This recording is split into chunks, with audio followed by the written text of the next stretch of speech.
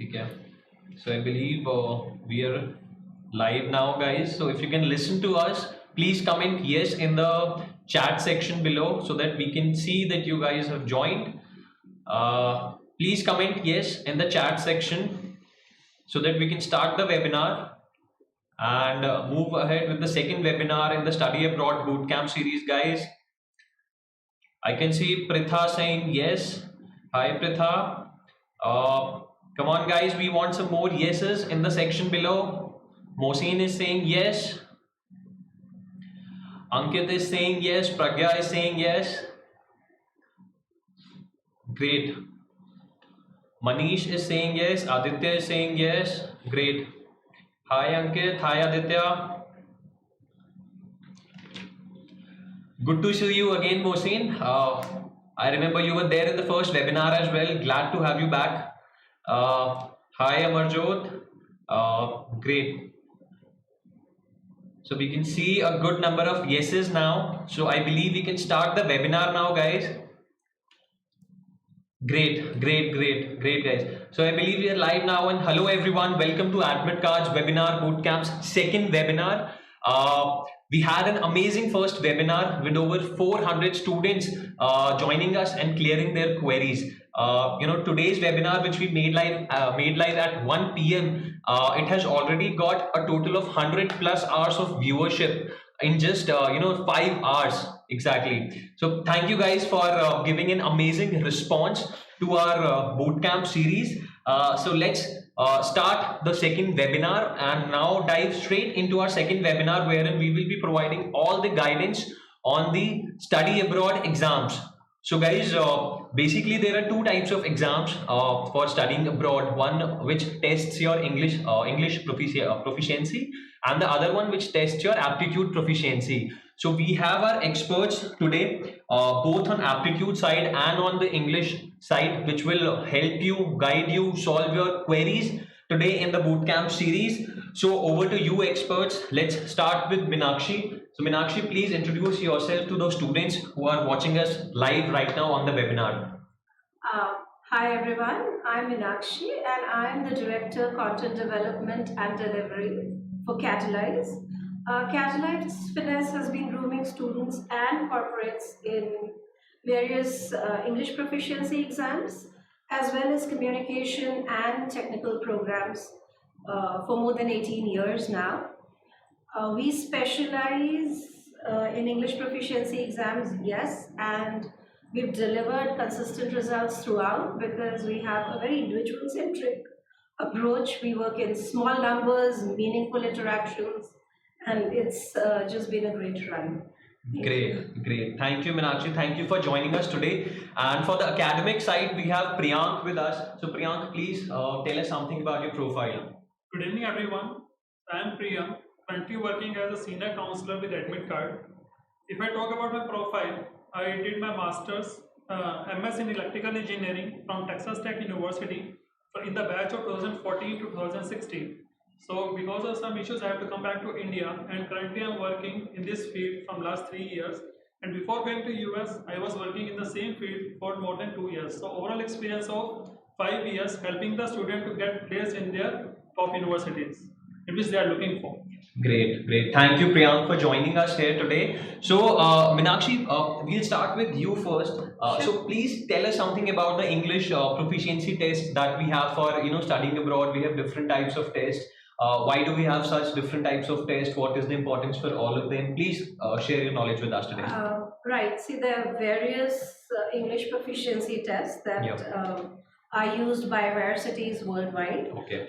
Some of the most popular ones today are, of course, apart from Toefl and your GREs and GMATs, we have Ielts, which is one of the most widely accepted and one of the best planned English language tests across the globe. That's why it has so much demand and popularity, both in academic as well as for immigration general purposes too.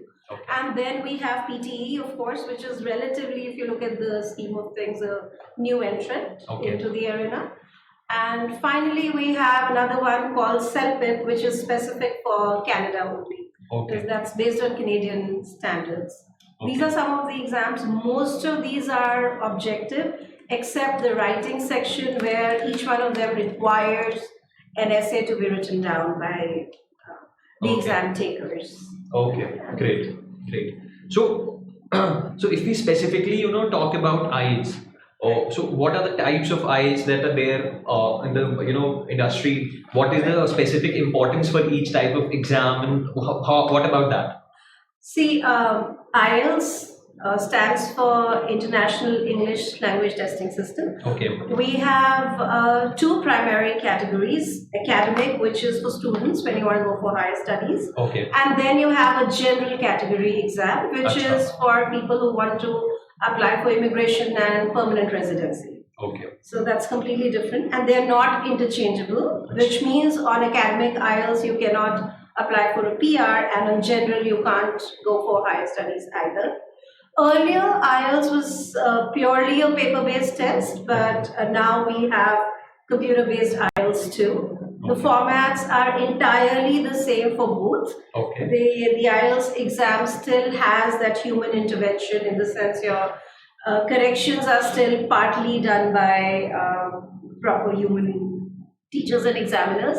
Okay. Plus, your spoken interaction happens again with an examiner, one-on-one, which is not the case in any of the other So exams. can you just put on some light on the structure of the IELTS exam? So what are the sections there, and how should we tackle every section in IELTS exam? Certainly. See, IELTS is divided, it has 4 modules. Okay. You have your listening, you have your reading, and then you have your writing. All of these happen back to back on one day, on the same day, the date for which the exam takers, of course, choose. Okay.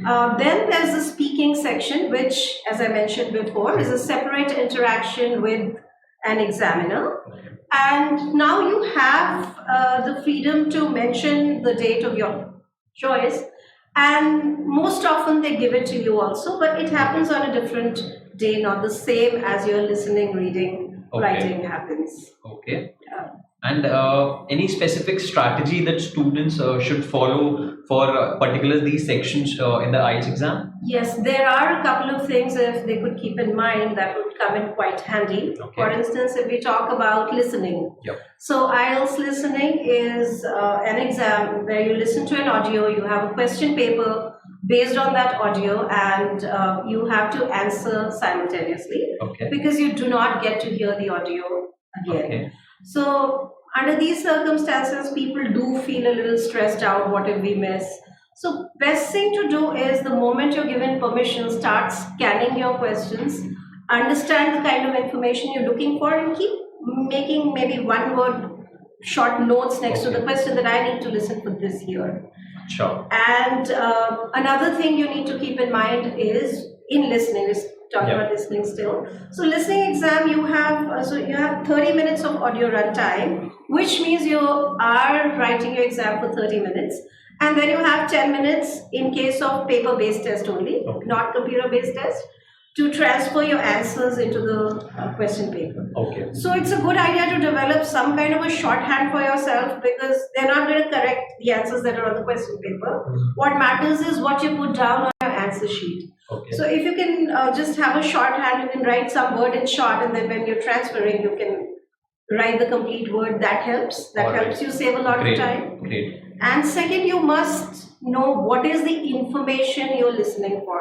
Okay. Often people go wrong because they listen for specific words. Okay. So it's words versus information. You need to be able to differentiate between the two. Great. And the third thing that you must remember is about listening again, that know what information you need for the next 2 questions. Let's say you're in question number 6. So you must know what is it that you need to listen for in 7 and 8. Okay. So that if you miss it, you know, oh, this information is for next question. So you don't miss out a big chunk. Absolutely. You still miss just one. So that's so students, you are getting some tons of value here for preparing for an IELTS exam from Meenakshi. So whatever queries you have, whatever doubts you have, do ask us in the chat section on this video right now, so that at the end of the webinar we'll answer all of your queries and you will get all of your queries answered. And one more thing, not only this, at the end of this webinar we will also be telling you how to get 40% discount, as we mentioned in the first webinar, how to get 40% discount on Ielts registration fees.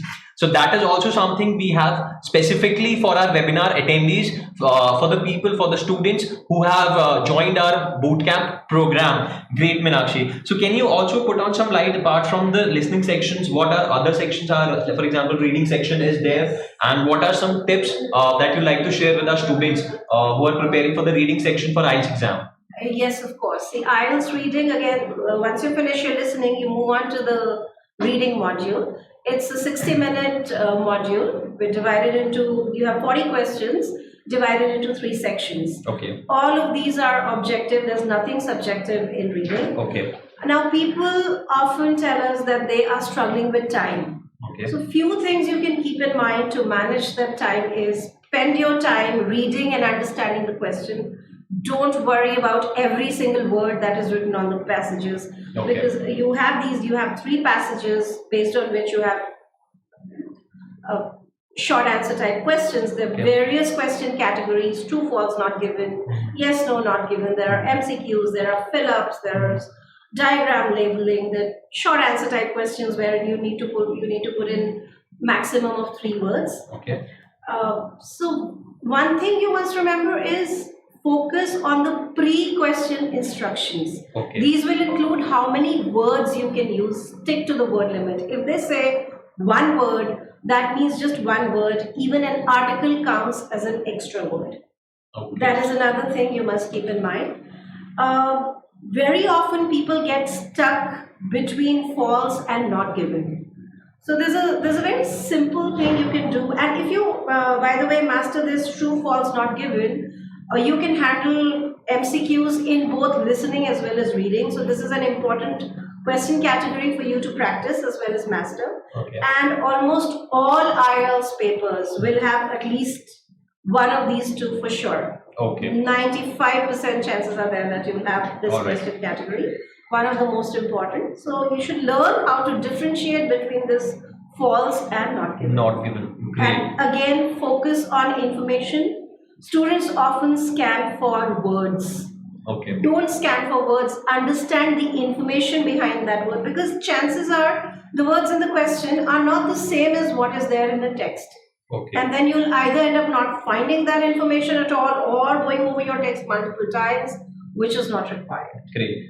Great. So Meenakshi, I can see the one section which we have covered already is the listening section, right? And we have one query from Pritha who is asking, do we get the question paper for listening part before the audio is provided to us, or vice versa? No, audio and question papers, the question paper booklet is given to you when you go, but you're not allowed to open it till the audio is ready to be played. So you have it with you and audio is playing simultaneously. This is how this exam differs from others such as PTE. Okay. Here the audio is playing and you are going to be writing simultaneously. It's not like audio for that question will stop and then you'll think about the answer and write. Okay. That's not how IELTS works. It is slightly different in that respect from the others. Great. Great. So now we can move on to the writing section, I believe, right? Yes, so what about the writing section? See, again, IELTS academic writing, you have a 1-hour window where you're supposed to do, you have 2 tasks that are given to you. Task 1 is data interpretation, meaning you have some kind of a diagram or data given to you. It could be a bar graph, it could be a pie chart, it could be a table, it could be a diagram, a process, any pictorial representation of data, and you are required to create a 150-word report on this data that is given to you. A few things to keep in mind here. This data interpretation is a purely academic task, which means you must follow all the formalities of academic writing here. A few tips to keep in mind, some simple things that people often miss out and that can help them.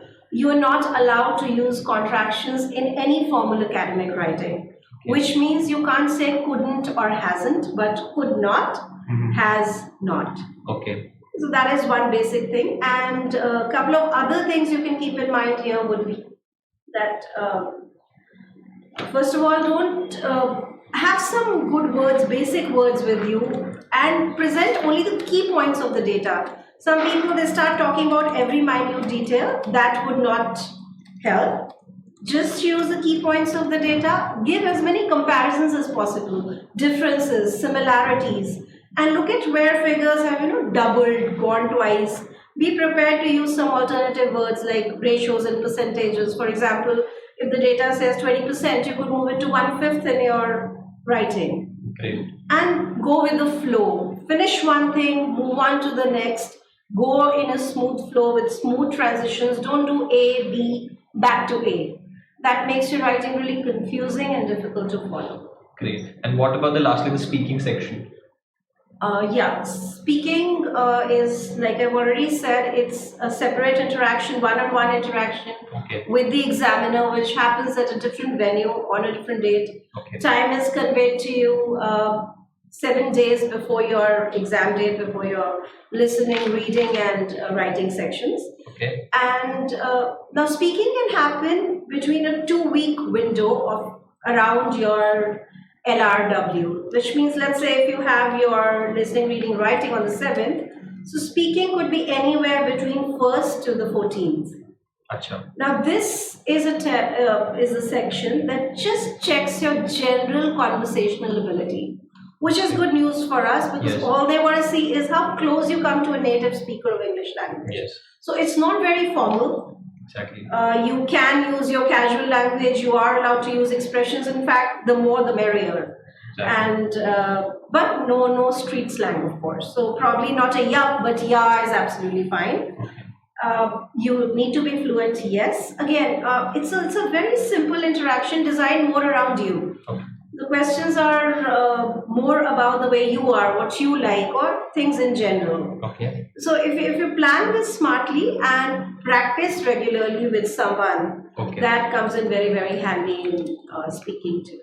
Great. So, so we have covered all the 4 sections that are there in the Ielts academic exam, right? So we have, so guys, we'll be covering Toefl as well. Toefl writing, I can see. Toefl, I can see people are asking questions. We'll be covering Toefl after this Ielts section once we are through with it. So guys, so we have covered all the 4 sections. So somebody is asking here how to start with Ielts. So let's suppose someone who's a complete beginner who doesn't know, how should he or she should go about this preparation of our Ielts exam? First thing is get your English competency assessed. Ielts will check every single aspect of your ability to practically use English grammar. So even errors like a and the, they matter. In reading and listening, for instance, if the answer has to be a train and you've just written train, that's a 0 for you right there. So you need to be careful. Get your English competency assessed. Some of us are fluent with grammar, good with English. Then you can move on to Ielts preparation. Understand the modules very, very clearly. Helps to work with a partner. Know some synonyms. Have a wide range of vocabulary. And regular practice and assessment. Even if you're very comfortable, fluent with English language, make sure you practice well. So if you're very, very good with English, there's absolutely no problem. A month or month and a half worth of preparation is good. Otherwise, you may be looking at 2 to 3 months, depending on where we stand with English. It all depends on what is your starting point. Starting here, obviously the timeline comes down. And practice, get the right people to help you. Very, very important. You need regular feedback in your writing as well as speaking. That's why I said work with a partner who can time you, help you with your vocabulary, etc.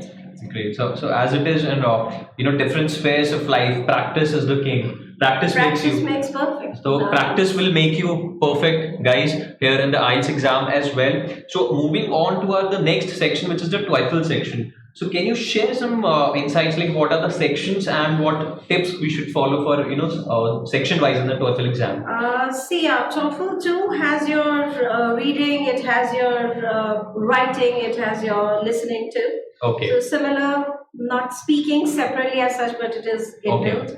Now, for TOEFL, first thing is vocabulary. See, for IELTS, the kind of vocabulary you need is intermediate to advanced level practical vocabulary. But TOEFL vocabulary is definitely, you need very advanced vocabulary for TOEFL preparation. Okay. That's one thing. So definitely work on that. If that is not your, even if it's your strength, make sure you polish it and you take it to the next level. Okay. That's one thing. Reading in TOEFL, smaller passages, yes, because in IELTS you don't have direct vocabulary related questions. Okay. They won't test whether you know the meaning of this one particular word or not. TOEFL certainly does that. Okay. IELTS essay is just a 250 word essay, whereas Okay. TOEFL, that's not the case. You're looking at anywhere between 750 to 1,000 words of pure IELTS essays, not pure academic. Means you can use your expressions there a little bit. Okay. TOEFL is very, very academic writing, like task 1 of IELTS. Okay. So it definitely requires more effort than IELTS. Then the IELTS exam. Certainly. Okay. And again, listening is slightly different because first you listen to that clip and then you answer the question. It's not simultaneous. Okay. In TOEFL. Great. So I can see some of the questions from Amarjot and other people who have been asking about the PTE exam as well. Right. So Meenakshi, can you please share some knowledge about PTE exam as well for us? Sure. See, PTE is the Pearson Test of English Language, as we all know. Okay. It is not as widely accepted as IELTS and of course and TOEFL and the others. Okay. But the acceptability is slowly increasing. PTE is for immigration only Australia and New Zealand, but universities in other countries are beginning to take cognizance of PTE too now. Okay. It's roughly about a 3-hour test, anywhere between 2 hours 45 minutes to 3 hours 15 minutes. Purely computer based, which means you have no interaction with your examiner. Okay. And now, like IELTS, PTE too has 4 sections. Four That sections. is, yeah, it too has your speaking, it has your listening, it has your reading, it has your writing. Okay. But it is completely different. There's no similarity between the way these are designed, planned, the kind of Okay. questions you get, question Okay. categories.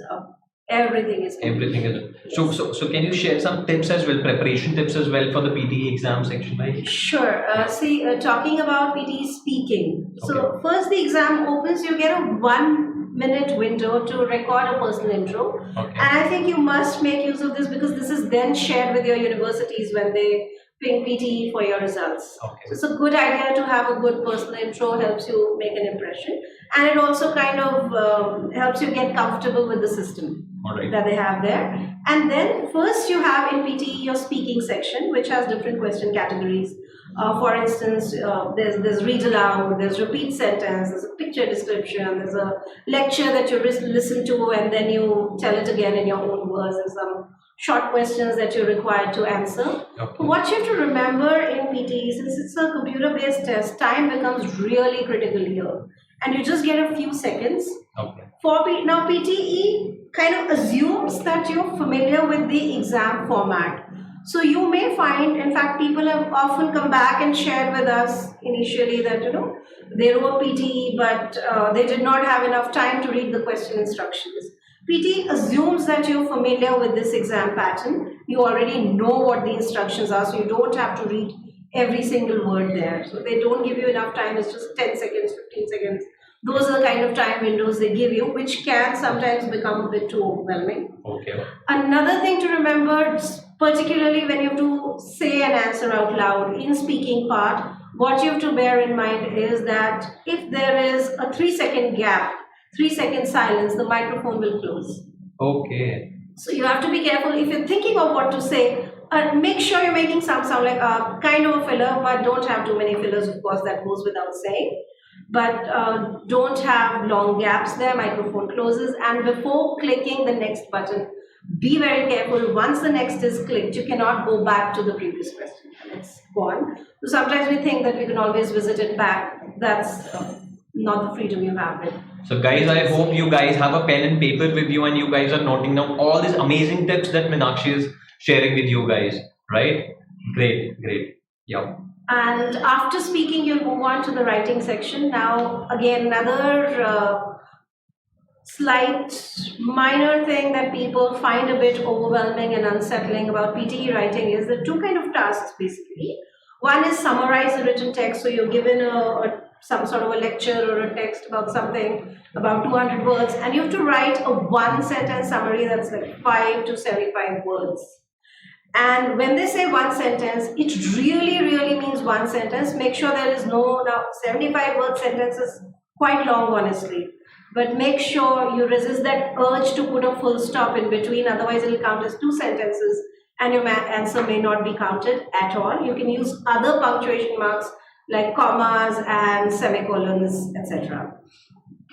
So that's something to keep in mind. And essay writing time in PTE is really less, it's just 20 minutes, that's it. All right, great. So guys, I believe most of your queries for the English proficiency tests are done and dusted by now by all the amazing tips that Meenakshi has shared with you guys. We'll move on to the academic proficiency test section for the webinar, and in the meantime, if you have any query, any doubt regarding the English proficiency test, please leave that query in the chat section there in the video that's on the right side, so that we will come back and answer all your queries post we have completed our academic proficiency test section. So for that, Priyank, please go ahead. Sure, Prithvi. So if we talk about the academic proficiency exam, so why they are important, the first thing, and which countries are usually asking for this placement test. So basically, if we look out for US, there are different kinds of academic tests, something like SAT, ACT, GRE, GMAT, right? So these are the academic proficiency exams. So why they are important? In case you are looking for your dream universities like Harvard, MIT, you are looking for Purdue. So for these universities, they are asking for your exams, academic exams. This is one of the criteria for your admissions. In addition to your academics, your Ielts, Toefl or PTE. So if we talk about the students who are going to undergraduate programs after their 12th, so they have to appear for either SAT or ACT. So first of all, what is the difference between SAT and ACT? If we talk about SAT, SAT has two types. One is a general SAT, other one is a subject SAT. So if you are going for a general SAT, most of the universities will ask you for that, and the subject SAT is recommended for most of the universities, and at least two subject SATs will be required. So if you are targeting the top 20 universities, you have to go for at least two subject tests. And if you are looking for ACT, there is no subject test as a separate. So for that one, if you are looking for ACT, the general exam is including the subject test as well. So you have to appear either for SAT, then you have to go for general and subject test both. And if you are looking for ACT, just go for ACT. And if we talk about the SAT pattern, so there are total 154 questions, and the total duration is of 3 hours and 50 minutes. And the part is divided into two parts. The first one is a mathematics part, whose marking is out of 800, and similarly a verbal section, it's also divided into two parts. The first one is a reading, and the second one is the writing and language. That is also concludes of 800. So total marking is from 1600. And if we talk about which scores are good and which are not good, it depends upon the capability that you have and the efforts that you have put into the exam. Suppose you have a score of around like 1100, so the university selection will be according to that. If you have a score of around 1300, so the university selections will be according to that. So it depends upon the scores that you are getting. So and there is no restriction that you can't appear for the exam again. If you are satisfied with your scores, it's good. And if you think that you can improve your scores, you can try better. Then you can apply for that exam again. And there is no restriction that you can apply for 1 or 2. It's up to you when you are satisfied with your scores. And the best time to appear for the exams is when you are in class 11. Because suppose in case you got less scores, you have the scope of writing it again and improve your scores in class 12. Because the scores that you are getting or the applications that are going to start will be in the month of August prior to your program start date. Suppose if you are looking for fall 2020, so your application will start from August 2019. So you have enough time to appear for SATs. And if we talk about the students who are going for masters, so there are two kind of programs mostly the students look out for. One is a MS program and a management program. So Master of Science program requires a GRE score, and students who are going for management, they require GMAT score. So if we talk about the GRE, that is a graduate record exam. Again, it is of two types, a general GRE and academic GRE. Oh, sorry, subject GRE. So if we talk about general GRE, that is basically required by almost all the universities. You are looking for MS program, and if you are looking for something in like psychology, biology, or chemistry, so for that one you require subject GRE, because most of the universities have a high requirement of that. So they are the recommended exams, and most of the universities can ask you for a subject GRE if you are changing your field. Suppose you are from a computer background and you are going for another program like in mathematics, so university will ask you to appear for a subject GRE of mathematics. So that will, you can say that the lacking of the bachelors in the same field will cover that up. And if we talk about the GRE pattern, it has 7 sections divided into 3 parts.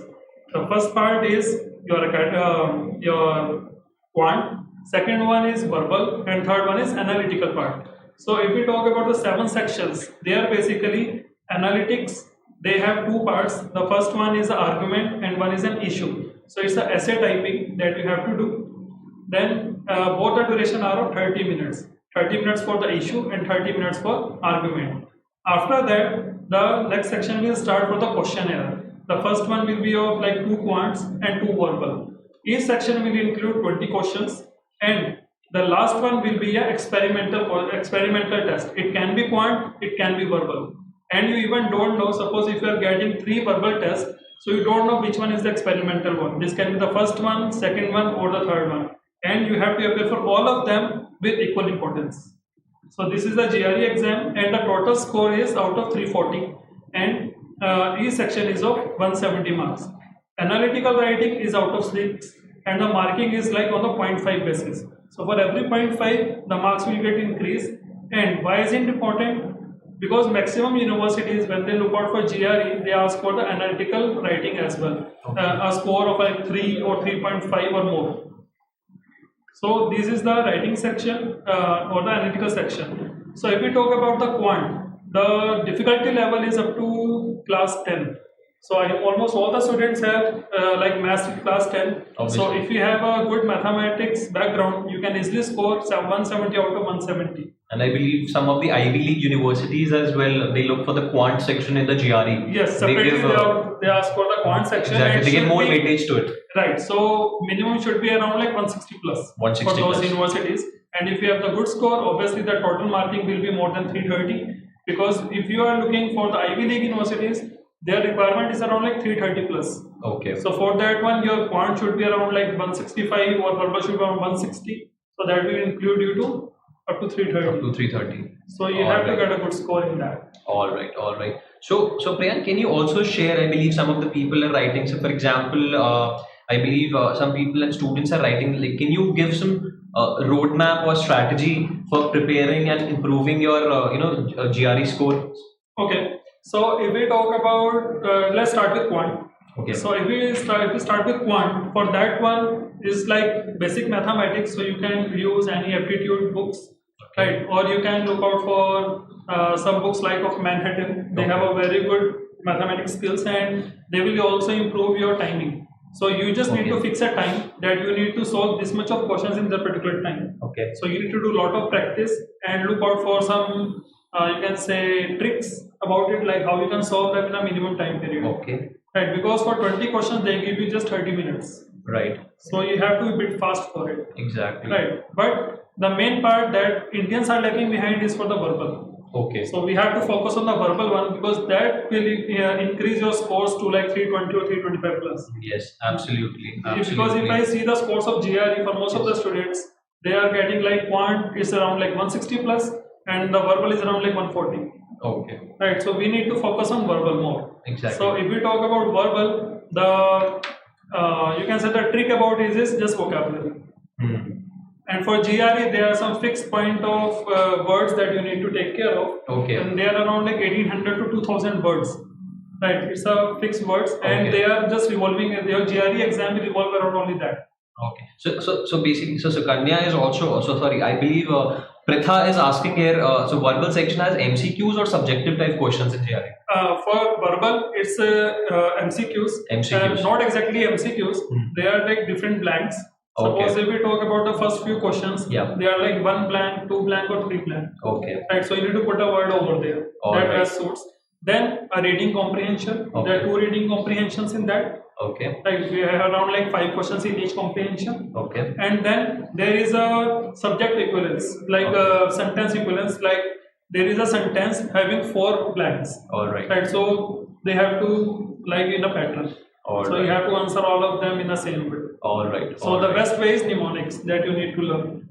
So that will help you out to increase the verbal score. Verbal score. Right. And if you have a time to prepare for GRE, like around having 3 to 4 months, so I suggest you to go for the Hindu, read newspaper. So over there, read the editorial section every day at least for 2 hours. All right. So that will increase the complete verbal section for you. The most important is the verbal, your vocab, and then your reading skills. So that will help you out for RCs as well, reading comprehensions. Great. So, so I believe most of your queries on the academic proficiency test will be solved by now. If you have any queries, any doubts, do leave these queries in the chat section. Guys, I can see lots and lots of queries that people are asking, and I would request all students to please limit your queries to the,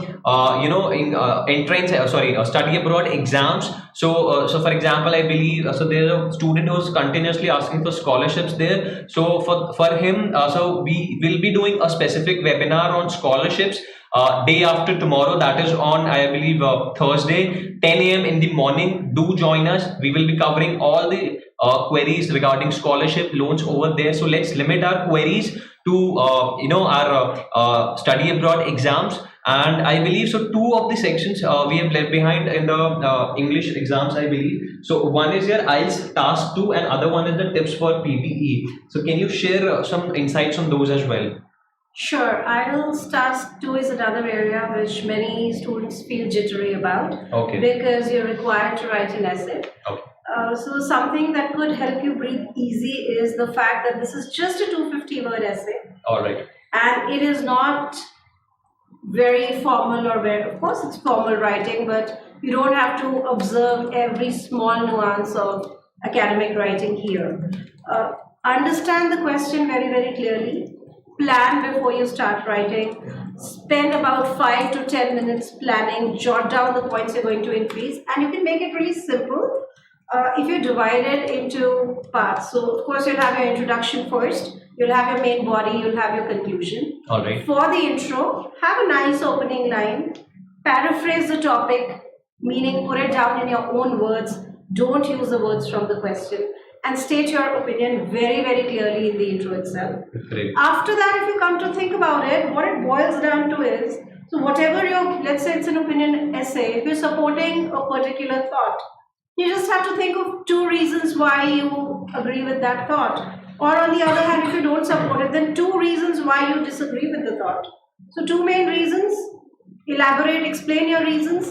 That's it, you're done. Move on to the conclusion, and remember not to write or include any new point in your conclusion. Okay. Very often we're tempted to do that. Oh, this was important. Let me just quickly scribble it down here. Okay. Just avoid that. Just end it right there, and that's it. So this can really help you. Breaking it down can help you simplify writing an essay, no matter what exam it is for. Great.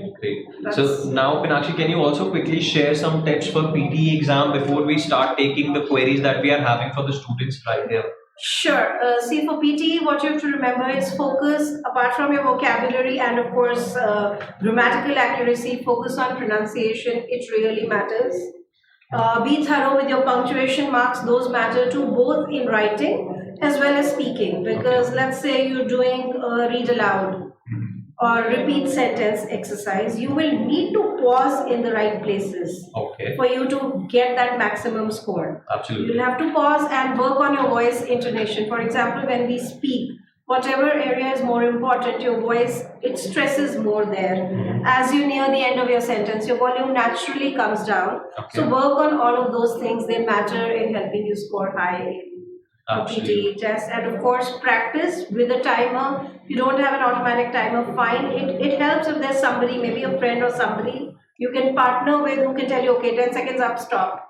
All right. I think that really comes in handy in PTE. Great. So I believe students, you guys must have jotted down all the valuable information that these two guys have shared with you in this webinar. We'll start answering the queries now. We have lots and lots of queries popping up in the chat section. So I believe, so before moving to the queries, I'd also like you students to know, so as we mentioned in the webinar earlier, we have 40% off on all your registration fees that you will be giving on your academic test, English test, and all the study abroad exams. We have provided a link in the description below, so you guys can see we have a link available live there, and all you guys have to do is just register and provide your details on that link, and Admit Cards team will get in touch with you and will help you in availing your discount coupon code and getting you up to 40% off on your registration fees. All right guys, so let's move ahead to the query section that people are asking. So we have Priyanka Khosla. Guys, please answer the query now. Priyanka Khosla is asking, do we need GRE scores and IELTS scores for doctoral programs, or just the research proposal and publications are mandatory? Guys. Okay, so if we talk about doctoral programs, it's a separate thing that you need to look out. It depends upon the country as well for which you are looking for. Suppose if you are looking for US or Canada and you are looking for a doctoral program, it's a separate thing. Because after MBBS, you can't go directly for a doctoral program until unless you have cleared an exam of US MLA, United States Medical License Exam. So for that one, you have to clear it, then you are eligible to apply for the doctoral program. But if you are looking for something in PhD, yes, you have to apply for GRE, because having a good GRE will get you into a good university. And requirement should be on the higher side for PhD students. And for the IELTS as well, I believe they require a high, for PhD studies, scores. you need high scores. Depending on which varsity you're going in for, it could be anywhere between 6.5 to 7.5. Sometimes even 8,777. That would vary from university to university. Great. So next, Ankit, I believe your query has already been answered. That what about the GRE score in doctoral programs, right? So moving ahead, we have Pritha was asking to you, Priyank, how do we get to know those 1,800 to 2,000 words that was mentioned by sir for the GRE exam a few moments before? So what I can say is we have that list of the words. So if you get contact us, we will share with you. Great. I think that will be a good option, because this is our experience that says that these are the words that are repeating again and again. So we can provide you that list. Absolutely. So Pritha, we have a link down there in the description there. Just click on that link, share your information, and our team will get in touch with you. We'll also provide you up to 40% discount on your registration fees on your GRE exam, and we'll also provide you with the list that what are those lists that Priyank just shared that come in the GRE exam. Great. So now next we have Khushbu is asking, what papers should we appear in for PhD application in Europe and US, guys? Sorry, what's the question? What papers should we appear in for PhD applications in Europe and US? Okay, so if we talk about US and looking for PhD, yes, you have to go for a GRE exam and IELTS or Toefl. Right. But if you are looking for European countries, they can just use your IELTS or Toefl score and the proposal that you are preparing. So that will work out for European countries. But for the US, you have to go for GRE. Alright. So we have a question from Trending News. Only English and grammar exam required. I'm not absolutely clear with what exactly you want to ask. So I request you to please ask your question clearly again. Priyanka saying thank you very much, Priyanka, for joining us. Next we have Siddharth. So Siddharth is asking you, Meenakshi, is the mic cutoff rule applicable in TOEFL as well? TOEFL, there is slightly more time that you have than in PTE. Okay. But yes, of course, there'll be a cutoff time. Naturally. Okay, great. So I believe, Siddharth, your query is resolved. Now we have Mohammad Saeed Ansari who is asking, IELTS and GRE both required for getting admission in any university abroad, guys? Not really. It depends on what course you want to enroll in. So many universities just need your credentials, your academic records from here. Along with that, especially for graduation, you just need your IELTS score or your TOEFL score and you're set. Yes, most of the universities accept your profile without GRE as well. Yes. These days. So this is become optional if you have a good academics. ठीक है, great. So next in the line we have Sparsh Rastogi, who's asking which academic exams need to be given for PG in architecture in US, UK, Canada, and Australia. I believe GRE will work with a good portfolio. All right. And apart from that, any English exams that also he is required to give? Ielts definitely helps, especially Canada and UK. All right. When you won't even need GRE. Okay. You have good Ielts scores, you are good to go. All right. Great. So, so next in the line we have Mohammed who's asking in Germany for BTech. So, is there any specific exams required for Germany? For Germany, IELTS will work. But there's a different pattern for GRE. Okay. If the student is looking for a bachelor's program, because the first requirement is German language for bachelor's, and there are 3 kinds of programs through which a student can pursue their bachelor's from Germany. All right. So for that only IELTS is required, and the second one is the German language. All right. All right. Great. So next in the line we have Ananya. Ananya is asking what other criteria can I add into my profile apart from GRE and Toefl scores, such as extracurricular and other stuff, and she's planning for fall 2020. So before these guys answer your query, Ananya, I'd like to tell you, so we have one specific webinar for this section only for doing extracurricular activities, how to frame your SOPs and LORs that give you an edge over other students, and we'll be doing that in tomorrow's 6 p.m.'s webinar. So do join us in tomorrow's webinar as well, so that you get extra knowledge and all the wisdom of these guys in that webinar as well. So over to you guys. So what others she can do apart from GRE and Toefl scores?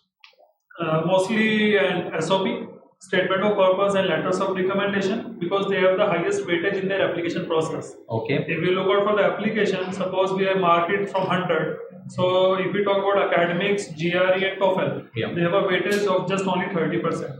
Okay. Right. And the maximum weightage is of SOP and LORs. All right. So that has to be on a stronger side. All right. So apart from that, any extracurricular or other specific stuff she needs to do for building the profile? See, it would also depend on what course she is going to take up. Okay. So your extracurricular activities, it always helps if they're in line. Let's say if somebody is going for something related to communication or mass communication, journalism, creative writing courses. So obviously anywhere you've been published, anything you've written, if you have that portfolio, that would help. Absolutely. You're going for architecture, like Priyank mentioned, a good portfolio would help your designs. So it would really depend on what it is that you are going in for. And other than that, I believe if you have some good certificates, any state level, national level certificates anywhere, they always come in handy. Even you can add some volunteer work as well, any social service or volunteer work. That also give you a weightage in an application. Right, that way, adventure trips, volunteer work, but it has to be meaningful and has to come from the right channels. So absolutely, Ananya, I believe you can do some extracurricular activities which will add into your profile, but they have to be in line with the course that you will be pursuing abroad. Right? Great information, guys. So next we have Pritha. So she's saying, I've got a problem of speaking fluent English while I'm in anger. So Pritha, don't be in anger. Otherwise, I either hesitate or stammer a bit. How can I get fluent in normal way too? I also have an inferiority complex. All right. So how can she overcome this? Pritha, see, first let's talk about as far as the fluency goes. It helps if you practice. Practice with somebody who you trust, either that, maybe a friend who you can trust. The more you speak, listen and speak both of them help. And I'll tell you a quick trick, very unconventional honestly, but if you enjoy watching certain kind of TV shows other than news, I honestly find news really boring, especially for speaking. So any kind of TV shows you like to watch, just go ahead and watch them. Build them into your everyday routine, 30 minutes of TV time. Okay, that's fun, and you can pick up a lot from there, especially for speaking, and in particular IELTS, because that will tell you how to speak like a native speaker too. That will come in really handy. The phrases they use, the expressions they use, the body language, etc. And then practice is the key. You need to give it a lot of practice. And as far as complexes, I think all of us harbor some kind of an inferiority complex, something we don't like about ourselves. I don't think any one of us in the world thinks that we are perfect. So don't worry about that. I'm sure you'll be able to overcome that also as you achieve more and more things in life. I can promise you things will Yeah, get and I better. agree, Meenakshi, that for practice, the best way is like if you write some phrases and stand in front of a mirror and repeat that. I think that is the best way to increase your confidence. If you speak to yourself. Honestly, Priyanka, I'm not too sure, especially when you're appearing for a test. Yes, that's one way, but again, gaining fluency in front of an examiner, you may sometimes need additional help from outside. Right. Again, a person who can guide you and make sure, in case you go for an outside help, make sure you go to a place where there are very small groups. First, find out the credentials of who's training you. They Absolutely. must understand what it is that you're going through, and they should be able to help you accordingly. Large groups will not help at all, and again, the trainer should be able to establish a connect with you. You'll do absolutely fine. There will be no issue Absolutely. at all. So Pritha, I hope with the tips that these guys have shared with you, you will not be in anger. You will be more confident, and you won't have any inferiority complex going ahead with your personality. Great. So next in the line we have Nafiz, who is asking what are the requirements for Bachelor's in International Business in Germany. So any academic test required, any English requirements? Yes, you will need IELTS. IELTS definitely IELTS. for Germany. Yes. Obviously. No essay is required for German Okay. universities. Okay, great. So next we have Nandita Bhatt. Nandita is asking what about the exams for Masters in Field of Pharmacy in UK, US and Australia? Okay. So there's a separate thing for US if we talk about. So pharmacy is a completely different program. There are two kind of things in pharmacy. One is a MS pharmacy and one is doctorate in pharmacy. Okay. And if the student has already done his bachelor's from India, like B Pharma, they have done. So USA has a different requirement. Your bachelor's should be of at least 5 years. Only then you are eligible to apply for their license exam and can be a pharmacist. Suppose if your bachelor's is not of 5 years, you are not eligible to apply for the license exam. You can go for MS pharmacy, but you can't be a pharmacist. You have to assist someone or you have to work with someone. All right, great. So now I can see many thank you coming up from Ankit, from Siddharth, from Khushbu. Thank you guys, thank you. Do stay tuned with us. Do also join our upcoming webinars for today, tomorrow and day after tomorrow. Next we have Mr. Perfect. Well, nice name, Mr. Perfect. He's asking what is the validity of IELTS score? 2 years. 2 years. And for GRE is 5 years. So for GRE it is 5 years and for IELTS it is 2 years. Great. So again Mr. Perfect has again one question. Which exams is required for Masters of Management for Australia? So on a lighter note, why do you need any exam? You're already Mr. Perfect. Yaar. ठीक है. So what exams do we require for that? IELTS would work fine. IELTS. Or PTE too. Yes, but if you are looking for the top-notch universities, you have to go for GMAT as well. Yeah. Like University of Melbourne, if you are looking for. Okay. Yes, GMAT is required. GMAT is required. Great. So again, next we have Nishant. So Nishant is which country accepts IELTS scores? So I believe one more query we had earlier in the chat and I believe we skipped that. So can you also share with us country-wise requirements of English, like which country accepts which exam or all the exams which they cover? As far as IELTS, TOEFL, GRE, GMAT, All right. they go. They are accepted everywhere. Okay. PTE still has many universities are accepting. It varies from country to country. Australia and New Zealand, you have a lot of. I think almost every place there accepts PTE scores. Yeah. But And USA also started. USA, accepting. some places have Yes, started accepting. PTE. Europe, some places have started accepting. Canada, some places have started accepting, but not all yet. Not all yet. Yes, so IELTS definitely is accepted everywhere. Worldwide. Yes, worldwide All right. acceptability. And Great. for both. Even TOEFL has some restrictions. If you talk about US, talk about Germany or Canada, they are acceptable.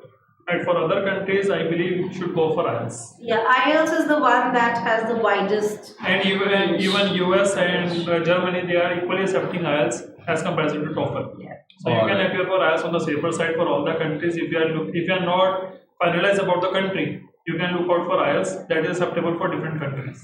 Plus, it's much simpler than all the others Right. when you compare it to Great. the others. Everything, vocabulary to everything.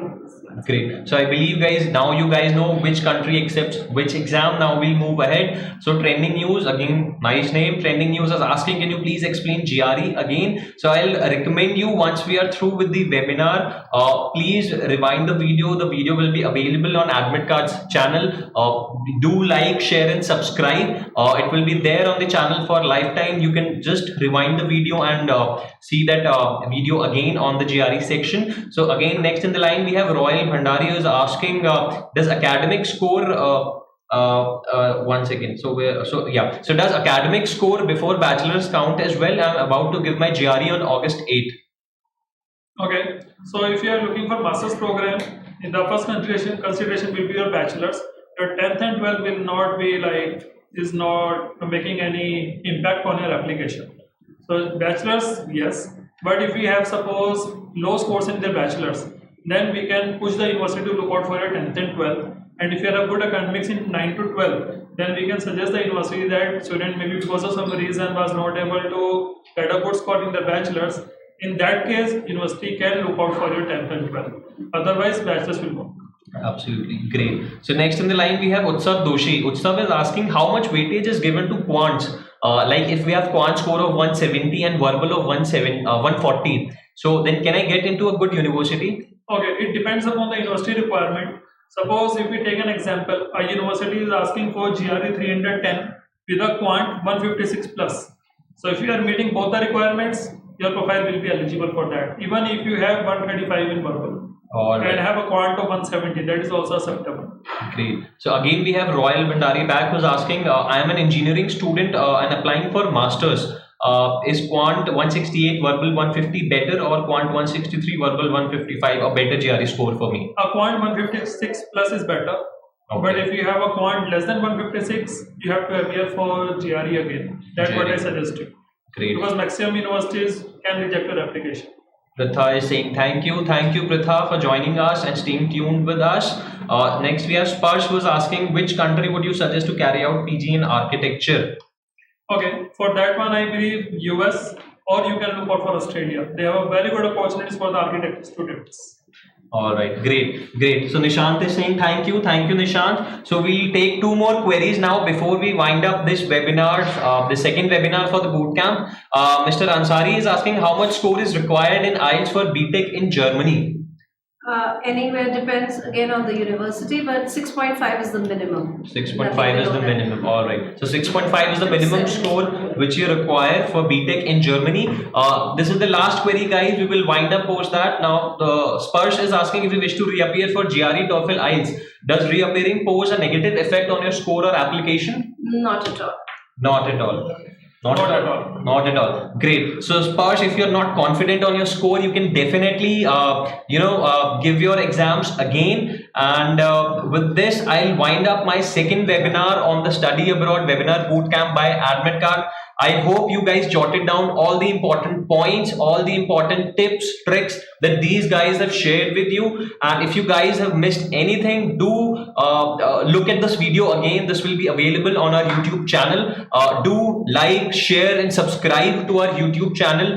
We'll be coming back with our third webinar tomorrow, in which we will be providing you the university shortlist and free profile evaluation. Yes guys, you heard that right, free profile evaluation. We will be doing that. You guys will be sharing your profiles on the chat section, and we will be evaluating your profile, shortlisting universities with you and guiding you absolutely free of cost. So thank you guys for joining us, and stay tuned with us at tomorrow at 1 p.m.